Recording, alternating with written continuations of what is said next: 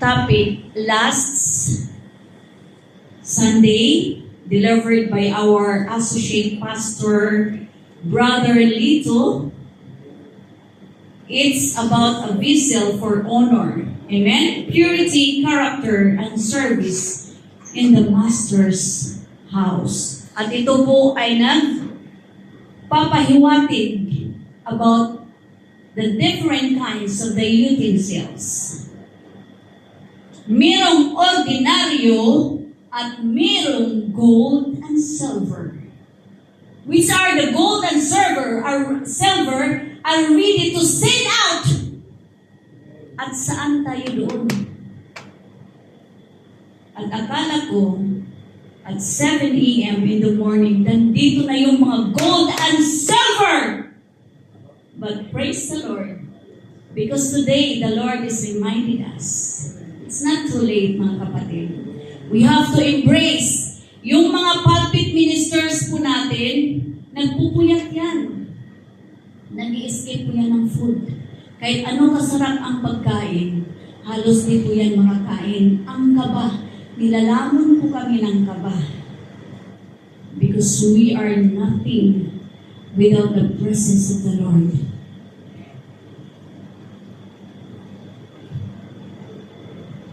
Nagpapailalim kami sa presensya ng Diyos. Iniiyak namin yan. Hindi po madali, mga kapatid. Kaya bawat linggo, huwag po natin sayangin. And the prayers of every pastors and leader of the church, there will be a transformation every Sunday. And church, choose to be a silver and gold for the kingdom of the Lord. Huwag po tayong manatiling common utensils na magiging ordinaryo ang buhay natin. Alam niyo ba kung gaano kasarap magiging isang gold? We are precious. And it doesn't mean na masarap ang buhay natin. We know paano naging gold yan. Dumaan yan sa mga proseso. It will be burned in the fire. Diba? Bago makikita ang kinang ng isang gold. So magiging handa tayo, mga kapatid. We will experience terribles, difficulties, trials in life because the Lord Jesus Christ will want to purify us. Amen? Amen. Are you still with me, church? Amen. Kasi tatawagin ko talaga ang pangalan. Amen? Amen. So now, ito po yung topic ni Brother Lito na it will be found in, this is the last chapter, no? In 2. Timothy 2, chapter, 2 Timothy, chapter 2, verses 20 to 26. So, meron siyang tatlong key points. First is be cleansed. Means a vessel prepared for honor. Of course, to honor whom? God. To honor our God. Ibig sabihin, handa tayo sa lahat ng oras to be cleansed, to be corrected. Amen? Amen. Dahil wala tayo talaga kung hindi tayo magpapailalim or mag-surrender sa ating Creator. And the second is pursue goodliness. Run toward what matters in verse 22. And praying na ito ay still malinaw sa inyong mga puso kung ano yung narinig ninyo last Sunday. Because our topic in every Sunday, we are serious. So ang sarap po, no, nadugtugtong ang ating mga kaalaman, ang ating mga karunungan, kung hindi natin lang i-take for granted ang salita ng Diyos na naririnig natin bawat linggo. And the last is serve with gentleness. So dito makikita yung 9 elements of the fruit of the Holy Spirit. Kung paano tayo, no, yung heart natin willing to serve for the kingdom of the Lord. Yung character natin, yung willing tayo mag-transform, yung willing tayo mag-correct, yung willing tayo to turn into gold and silver from being a common utensils. Hindi tayo manatiling ordinaryo, kapatid. Amen? Amen. Amen. So now the conclusion of this passage of Brother Ito, God is looking for believers who are available and prepared. Take note, for His purposes. A vessels become useful when it is clean, devoted, and surrendered to the Master. Of course, kung marumi na ang isang utensils, maganda ba itong gamitin? Of course not. It might be contaminate the other utensils. Kaya hindi rin po basta-basta ang magpapalinis sa ating Master. Pero ang result, being humble to the sight of the Lord. Wow! It will turn you into silver. At alam nyo ba ang silver ngayon sa Pilipinas? Sobrang mahal. At gusto ba natin na we will become as a silver or a gold servant of the Lord? Nobody say amen? Amen. Praise God. Hallelujah. So now, we will go to our topic for today. No, this is the first chapter of 2 Timothy in chapter 3. Nandito na tayo ngayon sa chapter 3. In verses 1 to 9. So wala pang nakatambay dyan sa likod na hindi ko makikita. Praise the Lord. So now before we read this passage, clear ba mga kapatid? Okay, so I'm requesting everyone to stand and the count of 3, let's read the gospel of the Lord.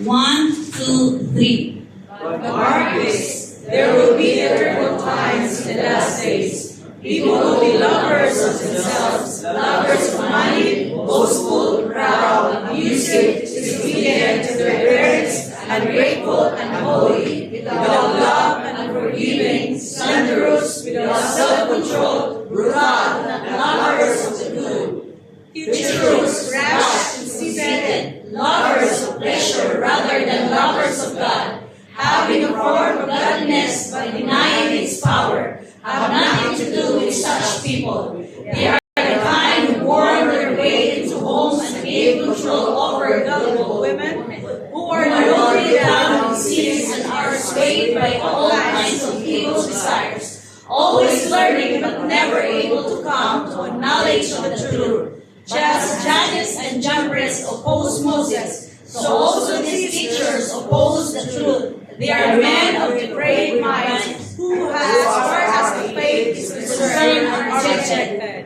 God will not get very far, because as in the case of those men, their ruling will be clear to everyone. Yes, Lord God, hallelujah. We thank you, Lord, for this morning. We thank you, Lord, for the privilege that you have entrusted every one of us today. Thank you, Lord, for allowing us to hear your gospel today. And Lord, we ask your wisdom, knowledge, and understanding, Father. Allow us, Lord, to understand the message that we are about to hear today. Speak, O Lord. Allow everyone, Lord, to hear your voice. And give us a heart, Lord, that willing to be transformed, willing to be corrected, Father. Thank you for all the souls who've been here today, Father. Bless every one of us. In Jesus' name we pray. Amen and amen.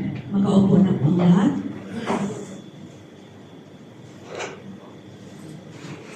So our topic for today, we have signs of the last days, corruption and deception. Nakakalungkot po mga kapatid, no? If you saw some news in social media, sa nangyari po sa Tacloban. See how the evils keep working, keep destroying the world. And it's true, the world has been broken. But we are blessed. You are blessed because you are here. Pwede ba dito na row, magsabi dito na row na that this gospel is for you and for me. Harapin po natin sila. This gospel is for you and for me. We love you all. Amen. Huwag po nating isipin or mag-murmur tayo paglabas ng church or magkalabit tayo sa ating katabi na ako ang pinapatamaan. Take note, this is not my word, but this is the word of God. Amen. What I'm going to deliver today is the gospel of the Lord Jesus Christ, not for Ate Rose. And I will not say sorry kung masasaktan kayo. Why? Unang-una, nasaktan na po ako. Nahiwa na po ako. Pinaiyak ako ni Lord. And praise God because I feel that He loves me so much. Sa buong linggo, grabe ang gustong pagkukurak ng kaaway sa buhay ko. Biglaan akong nagkasakit and it's a diarrhea. And I told to Pastor Ray, please bring me to the emergency. Kasi I feel numbness from my arms and my legs. At bawas ako ng bawas. But praise the Lord, because even though ganun yung distraction ng kaaway, but then the Holy Spirit commanded, pray! Pray! Dahil alam ng kaaway na si Ate Rose tatayo sa umagang ito.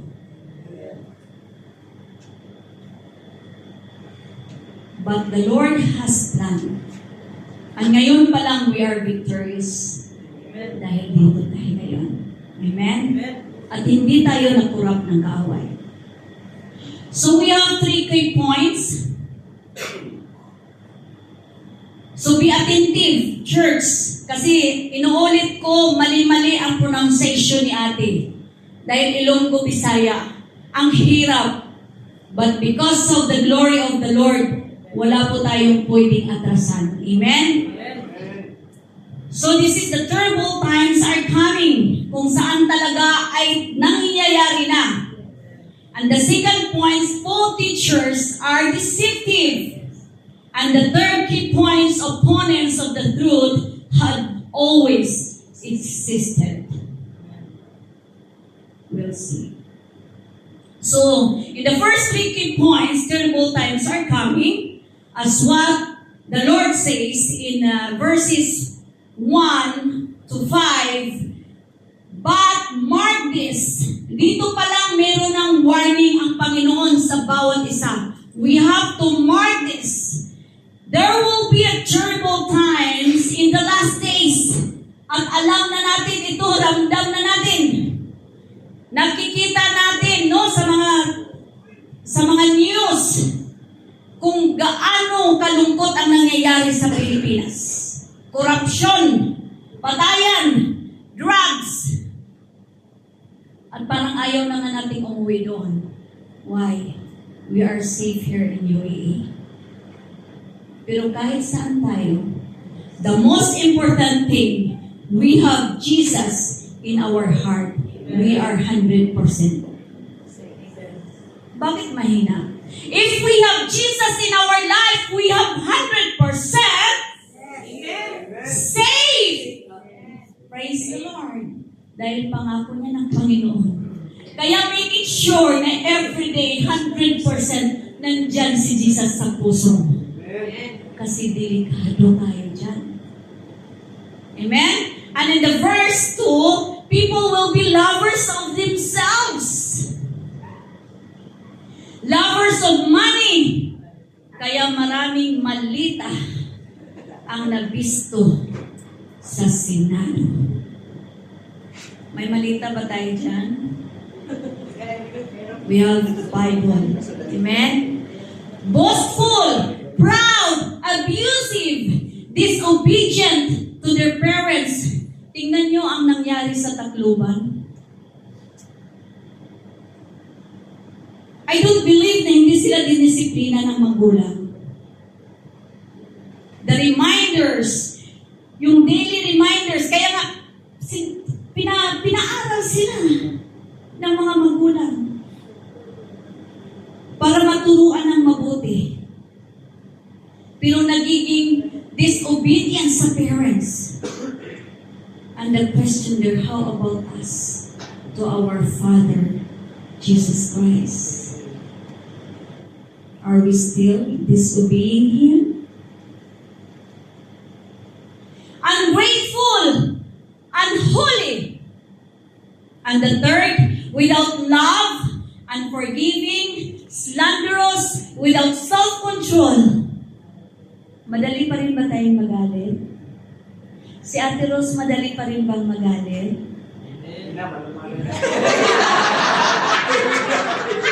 Iba naman ang sa atin.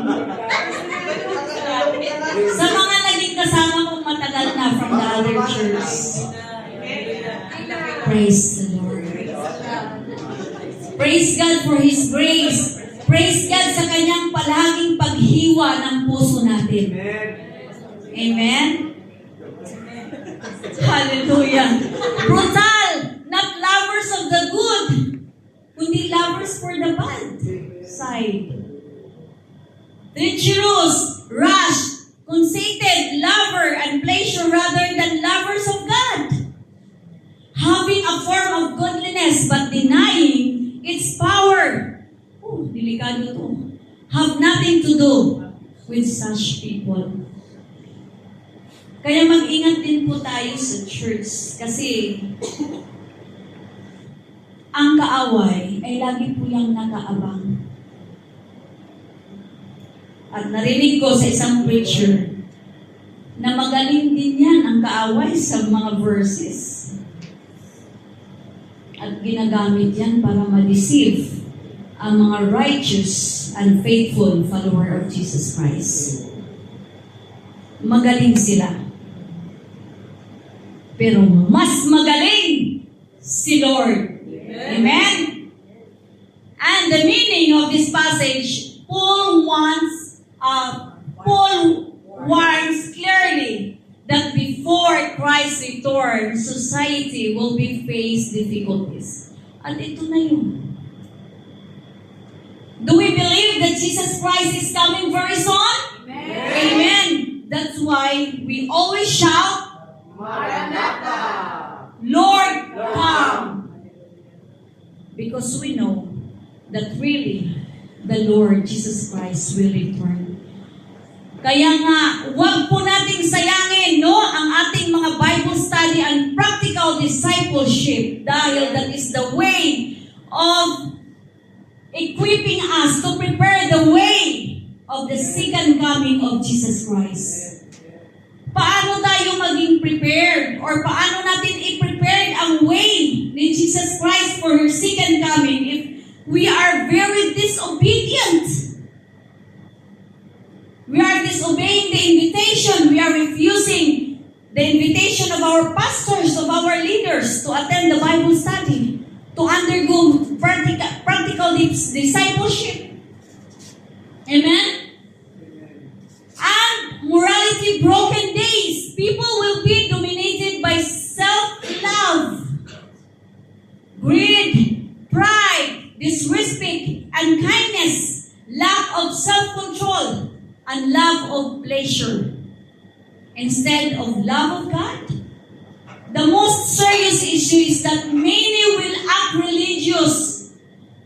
Ito na ngayon. We have to be vigilant.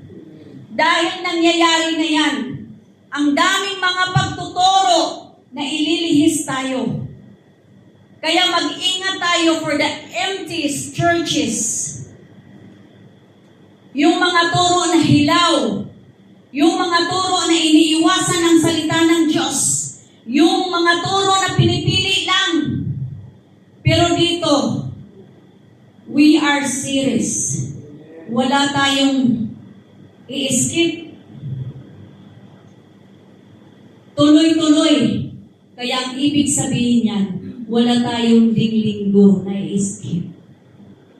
Amen? Huwag po tayong mag-absent. Dahil magkulang ang ating sandata pag sa isang gawain ay mag-i-skip tayo.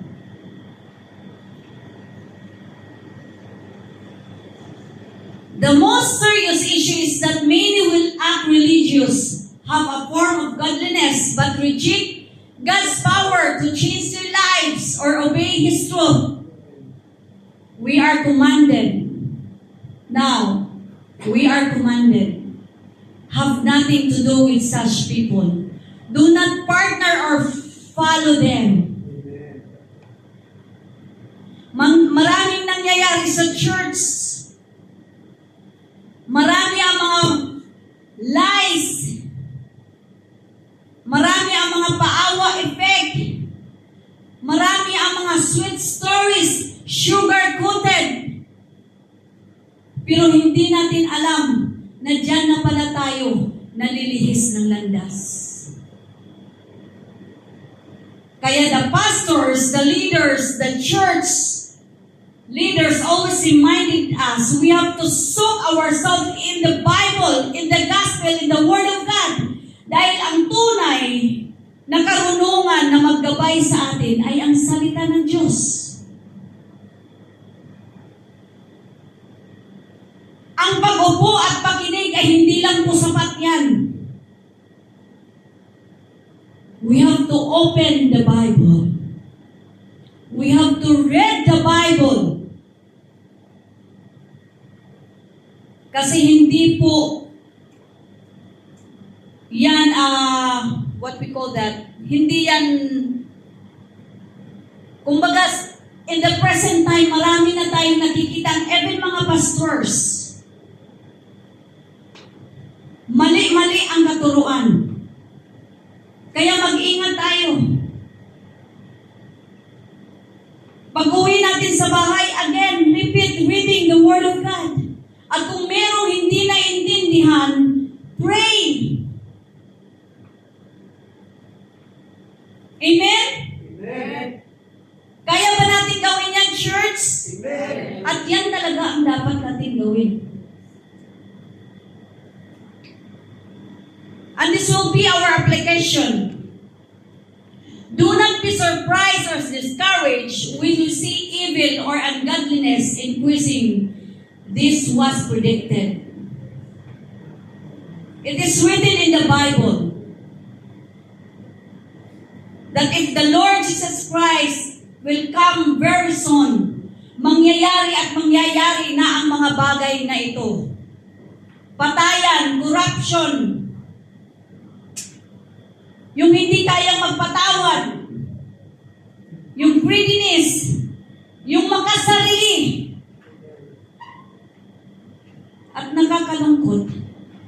But praise the Lord, dahil sa mga oras na to, nandito tayo ngayon, nakikinig sa salita ng Panginoon. At kung anumang meron na dapat baguhin sa ating mga puso, ay nandoon yung willingness natin to be corrected and to be transformed. Praise God. Mas pinili po nating pumunta sa simbahan kaysa magliwalil sa labas.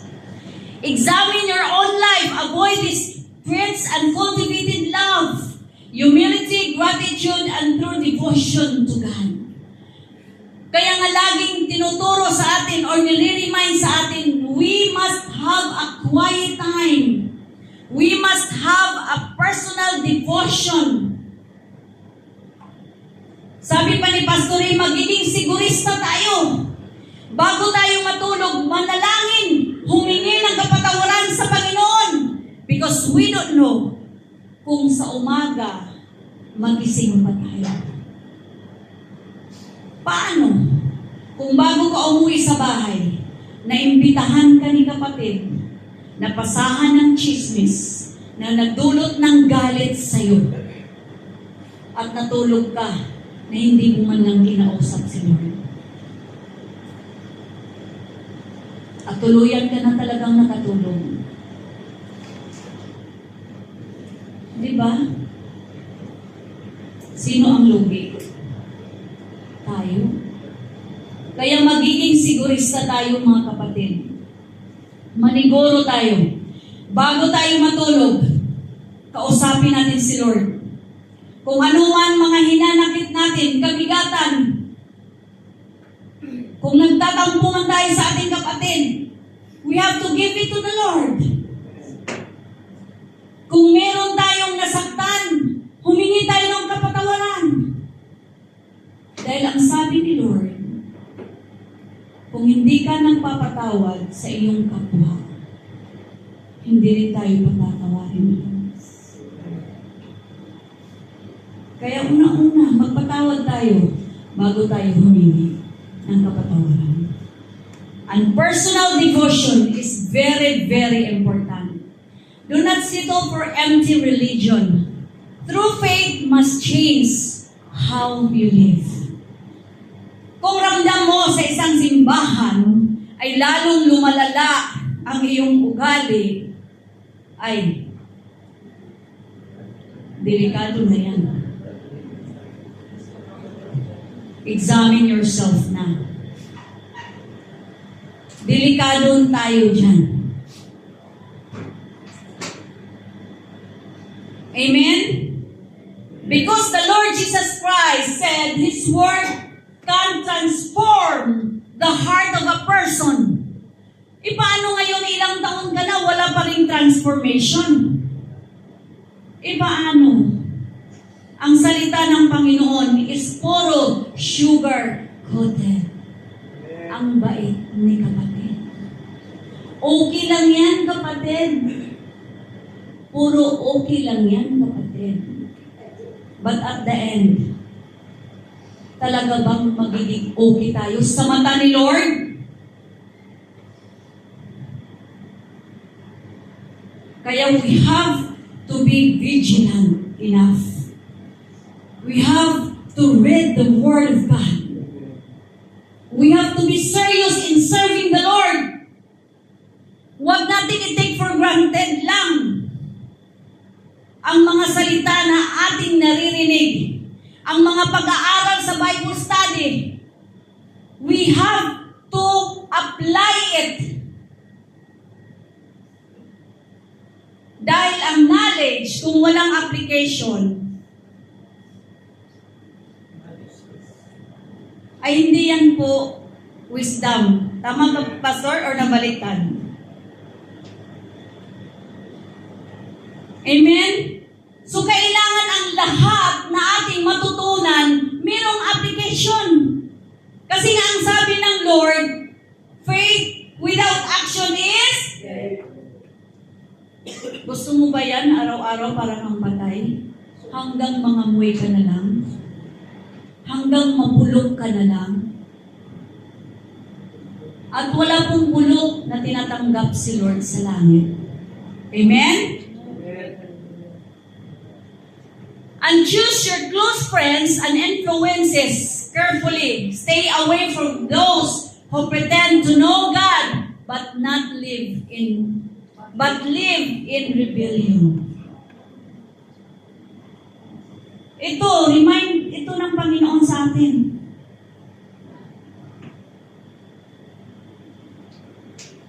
Hindi sa lahat ng oras magiging okay tayo sa ating kaibigan dahil kaibigan natin. Ayaw nating masaktan. Nangyayari yan noon. Dahil sa sobrang mahal niya ang kanyang kapatid, sunod-sunuran lang siya. Kahit anong ibigay ng kapatid, dahil mahal niya si kapatid, mas mahal niya si kapatid kay Lord, tanggap din siya ng tanggap. Eh ngayon, dumating ang panahon na nag-away sila. Tumakbo kay pastor. Nagsumbong kay pastor.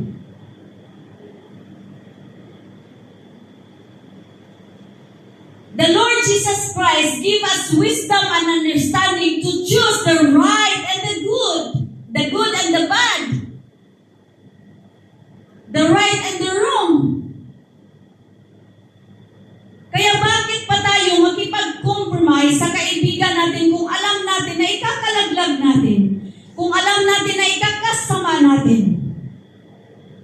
Masaktan man yan, go straight, kausapin mo kung ano ang gustong ipasabi ng Panginoon sa kanya.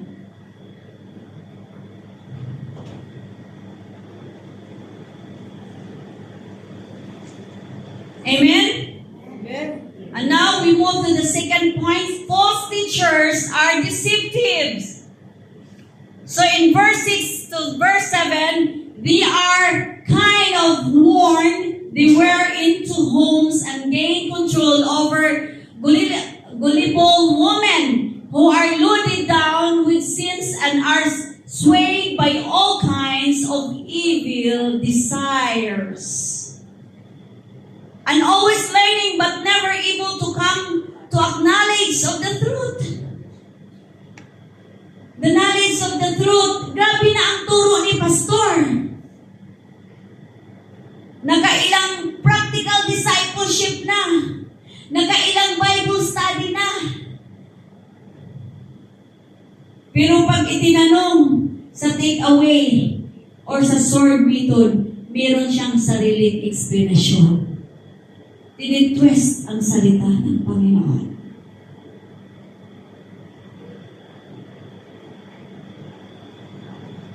Grabe na ang pagtuturo.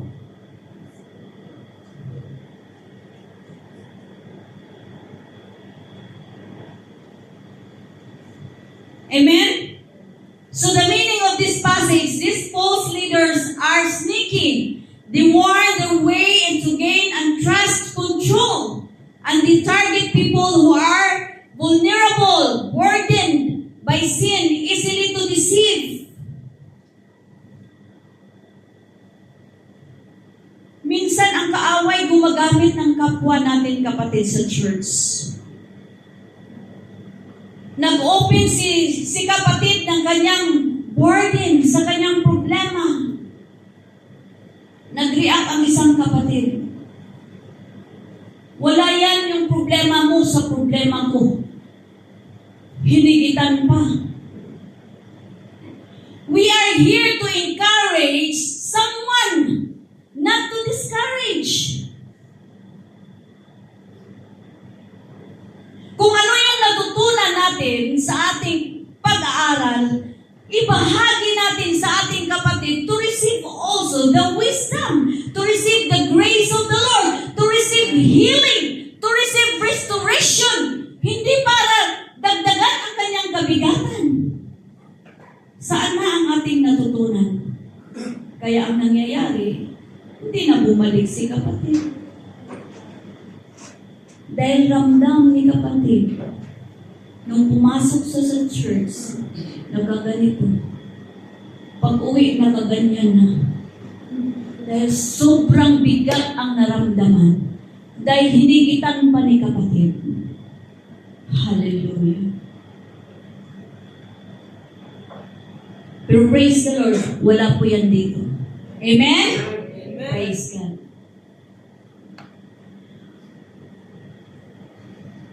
Sana tayo. They love religious discussion and new ideas, but they never accept or obey the true gospel. Always learning, but never arriving at saving truth. Their goal is to use people, not to help them to know God.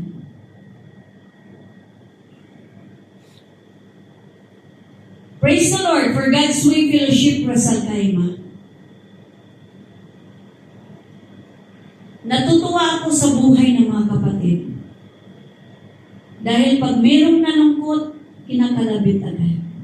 Sinasabi, kaya mo yan, kapatid. Pray lang tayo. Amen? At nakakatuwa, in every Bible study, in every prayer meeting, meron tayong one-on-one prayer. And that is one way na nagpapalakasan po ang bawat isa. Amen? Huwag po natin i-discourage ang ating kapatid. Even, we are walking outside. Kung may chance tayo to encourage someone, encourage natin. Amen? We have to live like Christ. We have to walk outside as the salt and the light of this world. Amen, church? Amen. And the application. Be alert not every spiritual teachers or popular ideas is true. Test everything against the Bible. Kaya ito yung sinabi ko few minutes ago. We have always to check. We have to go back always in the Bible. Kasi sa labas, kung meron tayong nakausap from other churches or even in the YouTube, hindi lang po tayo na kontento na tayo sa pakinig. We have to check it kung gaano katotoo. Amen? We have to pray kung gaano katotoo ang narinig natin. And the Holy Spirit will give us understanding and wisdom. And if you feel confused or burdened, go to the matured, truth-loving believers, not manipulated leaders.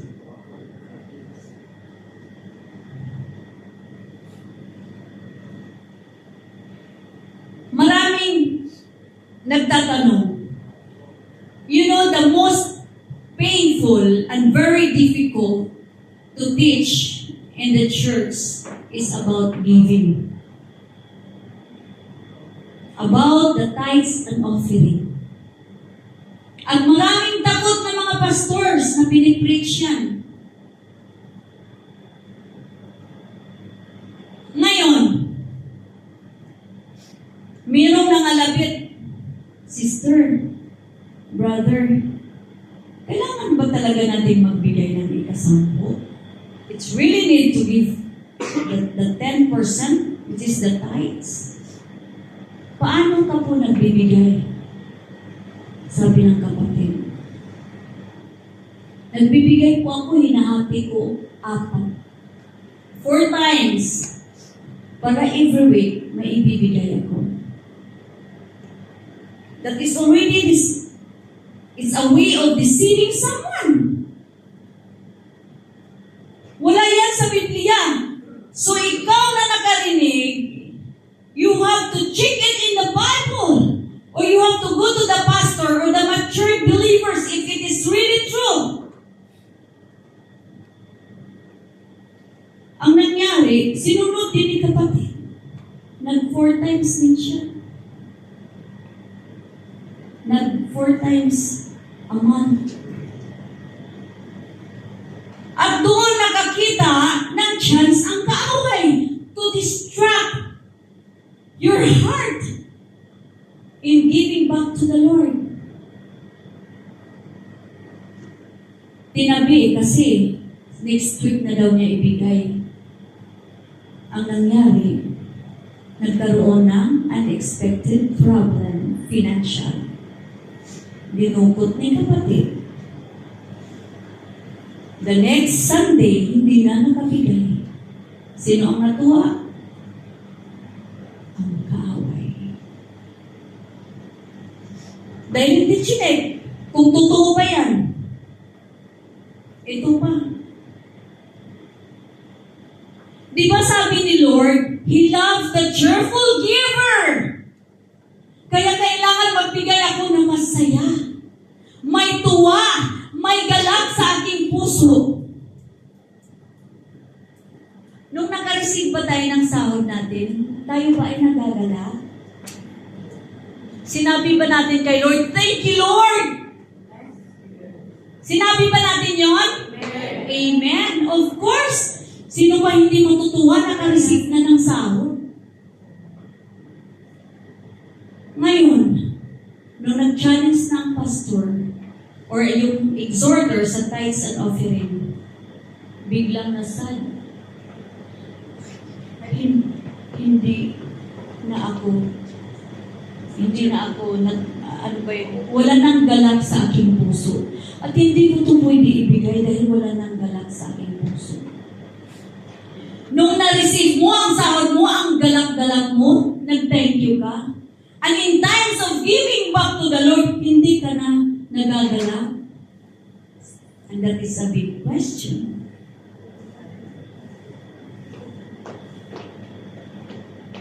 Kasi ang explanation niya, ayaw ni Lord.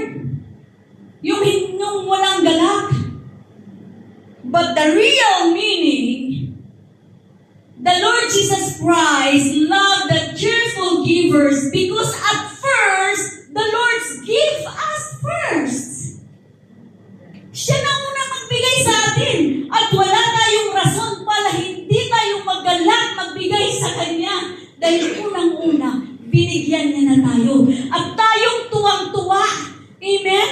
Tumawag kay nanay, ito yung sa'yo, nay. Tumawag sa anak, ito yung sa'yo, anak. Tuwang-tuwa. Praise the Lord. At dapat yun, ang tuwa na yun, ay hindi mawawala sa oras na natanggap mo ang biyaya galing sa Diyos.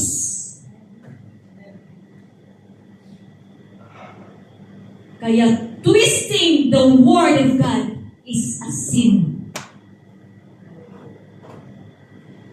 Kaya mag-ingat tayo. Mahal tayo ni Lord. Why the Holy Spirit allowing me to speak this? Because Jesus Christ loves us. And the time is running. The terrible days are coming. Mauubos na ang oras natin, mga kapatid. At kailan pa tayo magbago? Kailan pa natin mag-decide to transform our heart for the kingdom of God? Nahuli na ang lahat. Nahahanapin natin ang presensya ng Panginoon pero hindi na natin siya matatagpuan.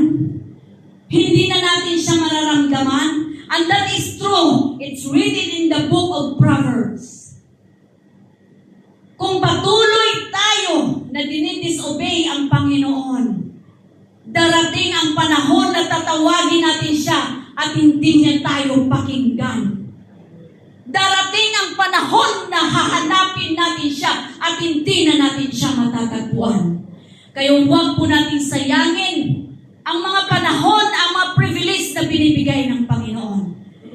If the Holy Spirit touching your heart to transform, be transformed. Dahil yan ang gusto ng Panginoon. Mag-ingat tayo. The time is running.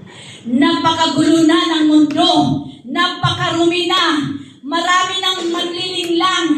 Marami ng mga galit ang nasa puso. Marami ng mga taong hindi kayang magpatawad. Marami ng mga taong mapagmahal sa pera. Makasarili. But praise the Lord, we are blessed because nandito tayo ngayon at napapakinggan natin ang boses ng Panginoon.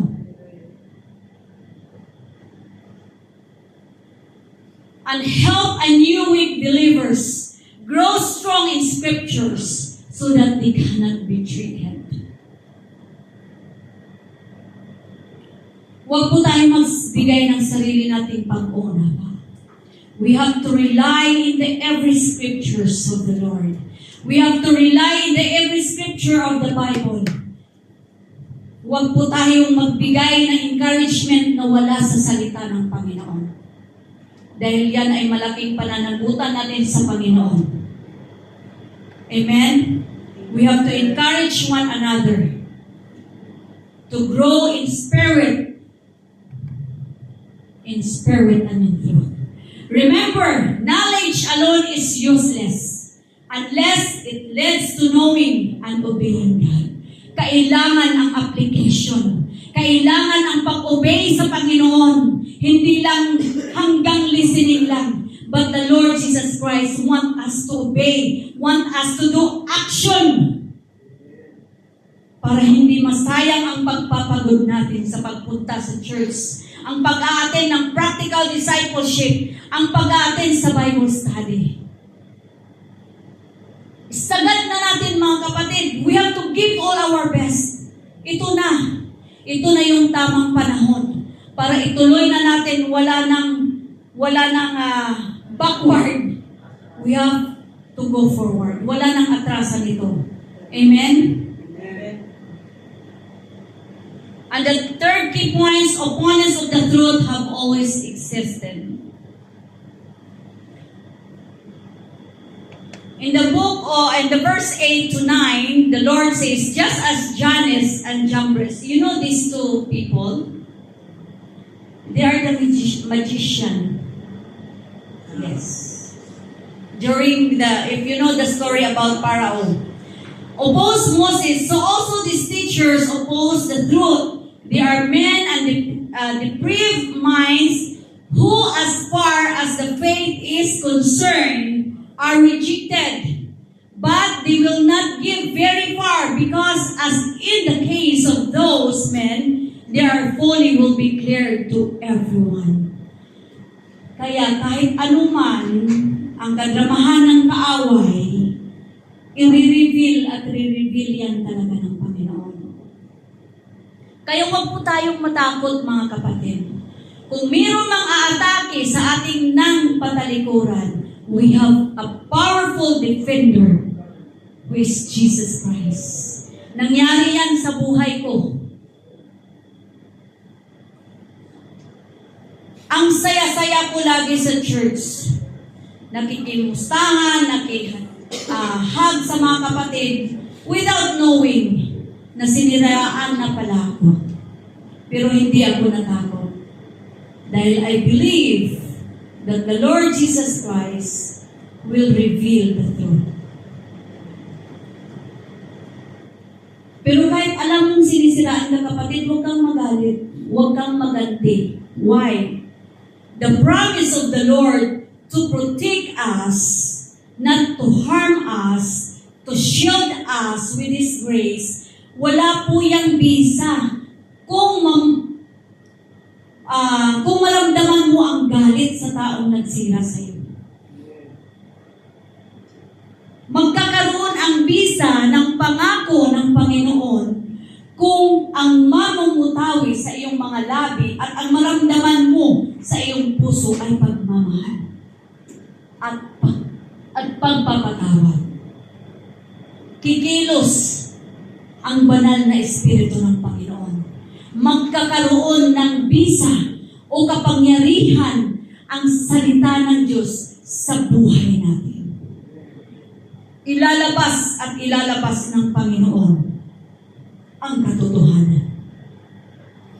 At ihahayag niya kung sino ang mali, kung sino ang walang ginawang karupuhan.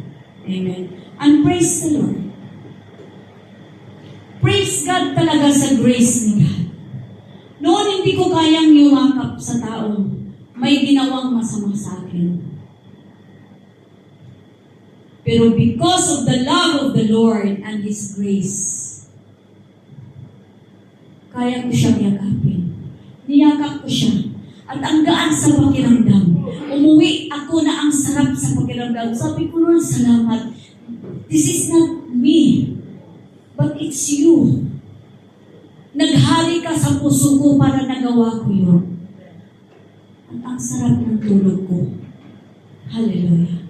Ito ang gusto talaga ng Panginoon sa buhay natin habang hinihintay natin siya, mga kapatid. And the meaning of this passage, Paul compares these false teachers to Jannes and Jambres, the Egyptian magicians. So noong panahon pa lang, meron na palang magic. No? Kaya kung i-magic tayo dyan, hayaan nyo na. Hindi yan maglalast forever. Dahil meron tayong Lord. Amen? They will be thrown away by the power of God. Hindi yan makapenetrate sa atin. Who opposed Moses just as those men resisted God's messengers and His truth. These teachers oppose God's truth today. Their minds are corrupted. They are rejected from the true faith. But they have limit. See, as what I told you, they will not last forever. May hangganan ang kanilang panglilinlang. At talaga ang manaig, the only Jesus Christ. The true faith. Amen? Just as the magician were opposed as foolish and powerless, every false teachers and ungodly way will eventually be revealed to everyone as empty and wrong. Truth always wins in the end. Praise the Lord. Ramdam mo ba, kapatid, that you want today? Amen. Amen. We want today because we are here. Hindi natin na-miss ang message ni Lord. Praise God. So application, opposition to God's truth is nothing new. Do not be intimidated or surprised when people fight or twist the Bible. Totoo yan. Kaya ingat ulit, mga kapatid, magbasa po tayo. Dahil may kasabihan na ang may alam ay lamang. Amen. Gusto ba natin na magiging lamang tayo lagi? Gusto ba natin maging lamang tayo palagi? Amen. Lamang sa salita ng Panginoon. Lamang sa karunungan ng Panginoon. Again, ulitin ko. Gusto nyo ba na magiging lamang tayo lagi? Amen. Kaya application, magbasa ng Biblia. Dahil ang may alam ay lamang. Lamang talaga tayo lagi. Hindi tayo malinlang. Kahit itwist pa yan, nang kausap natin ang salita ng Panginoon, ang Biblia, lamang pa rin tayo. Bakit? Meron tayong pundo. Binasa natin. Inintindi natin. Praise God! Mga tao sa likod, praise the Lord! Are you still with me, church? Malapit na tayo. Do not fear false leaders or popular evil trends. God is in control. Ito yung promise ni Lord sa atin. God is in control. Pero siyempre, laging may requirements yan. Ang unang requirements is being obedience.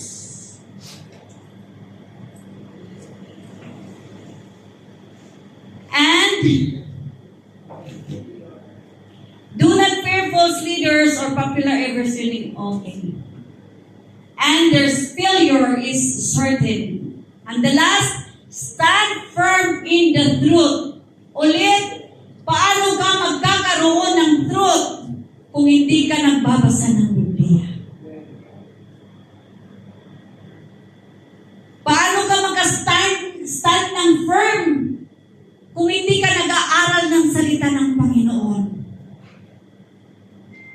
Make it sure that the foundation of our spiritual life is the Lord Jesus Christ, the gospel, the good news. Kasi kahit anong mangyari, we will not be shaken. Amen?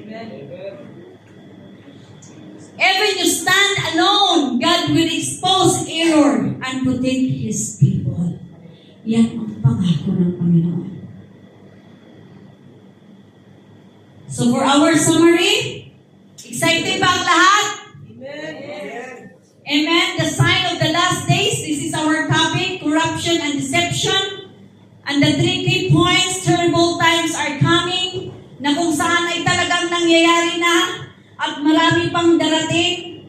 Kaya magiging handa tayo. False teachers are deceptive. Opponents of the truth have always existed. And the conclusion of this passage. So Paul's message is clear and powerful. In the last days, moral and spiritual darkness will grow strong. Naramdaman niyo bang takot, mga kapatid? In the last days, moral and spiritual darkness will grow strong. People will love themselves and pleasure more than God, and many will pretend to be godly while rejecting His power. Deceptive teachers will manipulate the vulnerable and oppose the truth, just as God's enemies did in ancient times. But their influence is temporary. Kaya huwag tayong matakot. Temporary lang ang kanilang mga kapangyarihan. Temporary lang ang kanilang magic. Kaya huwag tayong matakot. But their influence is temporary. Their foolishness will be fully exposed. And they will never defeat God's truth. Kaya mag-aral na mag-aral. Dahil ang may alam ay lamang. Kung wala kang alam, lugi kita sini. So we have to be serious in serving to our Lord Jesus Christ. Believers must recognize these signs. Avoid empty religion. Ang simbahan o relihiyon na hindi man lang kayo pinapahawak ng Biblia, o hindi man lang kayo tinuturuan magbasa, o hindi man lang kayo tinuturuan mag-exhort. Anong sabi? Avoid empty religion and deceptive influences. Remain rooted in God's Word and stand firm, knowing the truth prevails and God is victorious, hindi victory. Victor and Rose. Victory! Amen? We are victorious? Praise the Lord. Hallelujah. So, Maranatha. Let's stand, mga kapatid. Heavenly Father, we thank you so much, Lord. We thank you for the clear information, the clear wisdom and understanding, Father God. Salamat, Panginoon. Even though masakit ang iyong salita, Lord, but we feel love. We feel important. We feel, Lord, that we are the silver and the gold that have purpose for your kingdom, Lord God, Father. Lord, thank you for your correction, Father. Thank you, Lord, for the new information. Lord, we continue to pray na lahat, Panginoon, na narinig namin sa umagang ito, hindi po ito magiging sayang. But ito, Panginoon, ay magiging sandata namin, Panginoon. Na kami ay mananatiling tatayo, Panginoon, sa iyong presensya. Tatayo, Panginoon, sa katotohanan na may alam, Panginoon. Tatayo kami, Panginoon, sa iyong gabay at ayon, Panginoon, sa iyong kalooban. Salamat, Panginoon, sa ipinagkaloob mo sa amin sa umagang ito.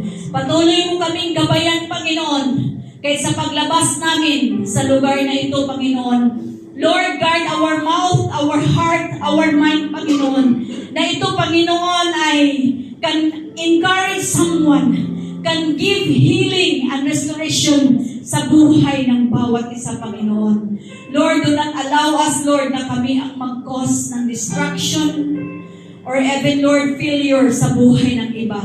But pagkos, Panginoon, gamitin mo ang bawat isa, Lord, to be a vessel of salvation. Thank you, Father. Teach everyone, Lord, to speak your name, Jesus, alone. Hallelujah. Bless this church, Father. We praise you, Lord. We glorify you. In Jesus' name I pray. Amen. Amen.